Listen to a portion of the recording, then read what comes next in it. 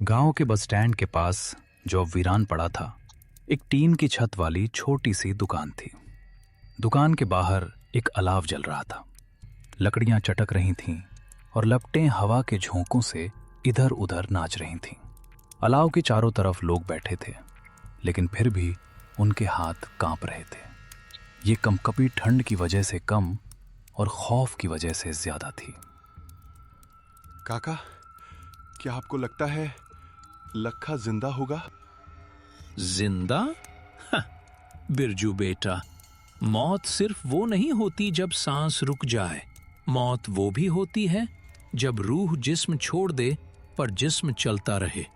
लखा कल रात अपनी गाय ढूंढने गया था ना। मैंने कहा था, लखा, अगर तू उस सरहद के पार गया तो वापस सिर्फ तेरा नाम आएगा, तू नहीं। अपशकुन, देखो आग भी चाय नहीं पी रही आज। काका, आपको पता है ना आज क्या है? आज अमावस है। मेरी दादी कहती थी कि जब चांद आसमान से गायब होता है तो सिंगा हवेली की मालकिन, वो नर्तकी चंद्रमुखी, अपनी नींद से जागती है। आज की रात हवा का रुख हवेली से गांव की तरफ होता है। सुना है आज भी वो अपनी टूटी हुई पायल पहनती है।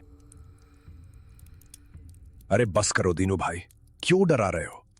हम सब जानते हैं वहां क्या होता है, लेकिन वो हवेली अब खंडहर है। वहां कोई नहीं रहता, सिर्फ चमगादड़ और सांप है वहां। सांप?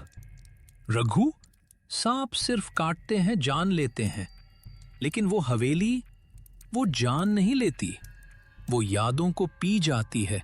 तुम्हें याद नहीं, 10 साल पहले वो इंस्पेक्टर आया था, कहता था मैं भूतों को गिरफ्तार करूंगा। अगली सुबह वो इंस्पेक्टर हवेली के आंगन में बैठकर हवा में सितार बजा रहा था।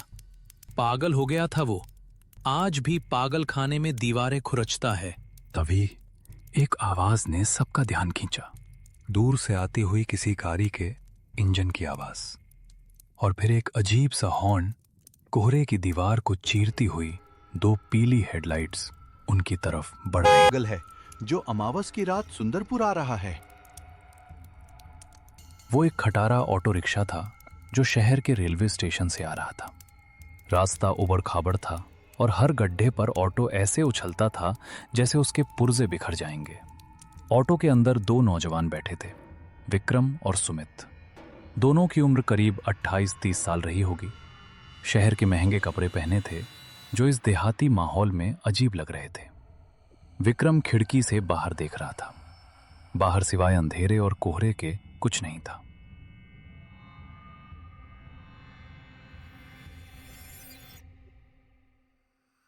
यार सुमित, मुझे अभी भी लग रहा है कि ये एक बहुत बड़ी गलती है।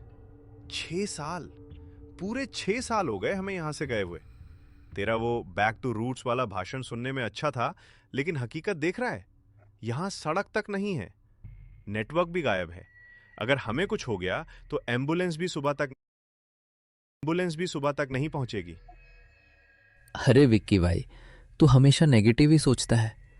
देख, शहर के शोर से कितना सुकून है यहाँ। और फिर पापा की आखिरी इच्छा थी कि हवेली, मतलब हमारा वो पुराना पुश्तैनी घर, एक बार रिपेयर हो जाए। हम उसे बेचने ही तो आए हैं, बस 1-2 दिन की बात है। और वैसे भी मुझे बचपन में ये गांव बहुत पसंद था। याद है, हम वो पीछे वाले बगीचे में क्रिकेट खेलते थे। हाँ याद है, और मुझे ये भी याद है कि शाम के 6 बजते ही दादी हमें घर के अंदर खींच लेती थी, कहती थी हवा बदल गई है। तभी ऑटो वाले ने अचानक ब्रेक मारा। ऑटो एक झटके के साथ रुका। विक्रम का सिर रॉड से टकराते टकराते बचा। अरे भाई, देख के चलाओ, क्या हुआ? गाड़ी क्यों रोक दी? साहब माफ करना, लेकिन मेरा ऑटो इससे आगे नहीं जाएगा। विक्रम ने सुमित की तरफ देखा। सुमित के चेहरे पर भी थोड़ी घबराहट आ गई थी।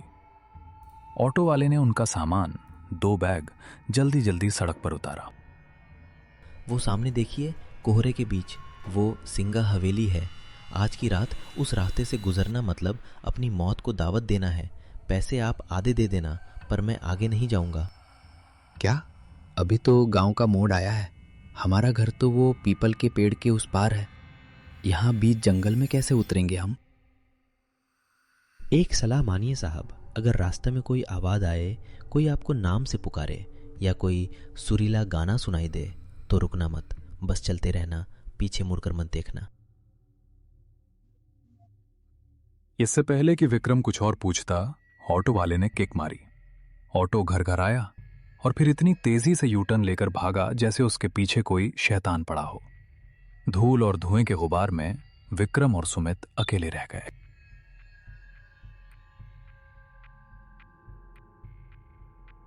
अब सिर्फ उनके कदमों की आवाज थी। दोनों दोस्त अपने अपने बैग टांगे आगे बढ़ रहे थे। कोहरा इतना घना था कि हवा में एक अजीब सी गंध थी।